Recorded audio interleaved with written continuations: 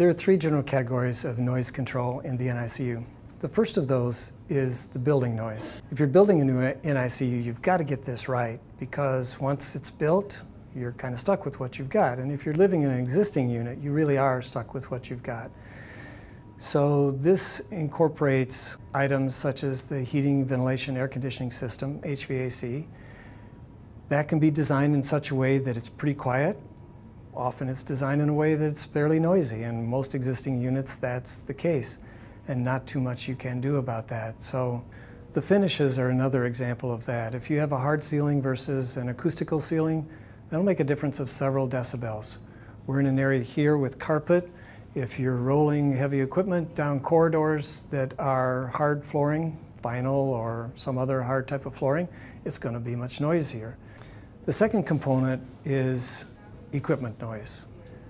Again, some of these we have some influence over and others we don't. So we can modify our alarm volumes, for example, but we don't have much control over what the noise level is in an incubator or a ventilator. We really rely on the manufacturers for that, and we are putting some pressure on the manufacturers to help them understand why this is important for babies.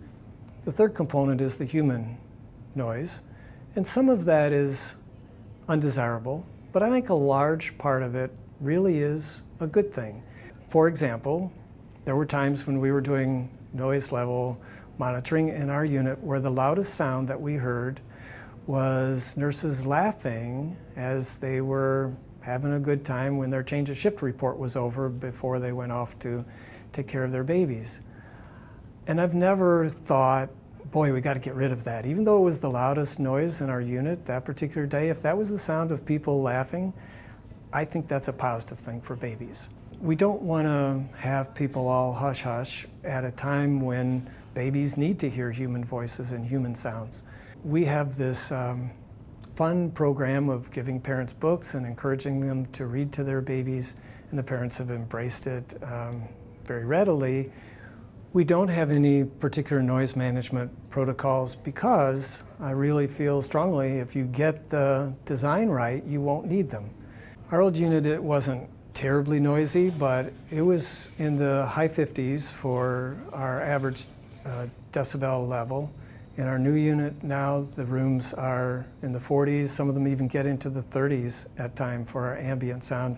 In a room that doesn't have a baby in it, in an occupied room, we're still in the mid to high 40s. So at that level, we're giving a much better environment for babies that's taking away the toxic noise and making it possible for the positive sounds. It makes it much easier for infants to pick those sounds up and benefit from them.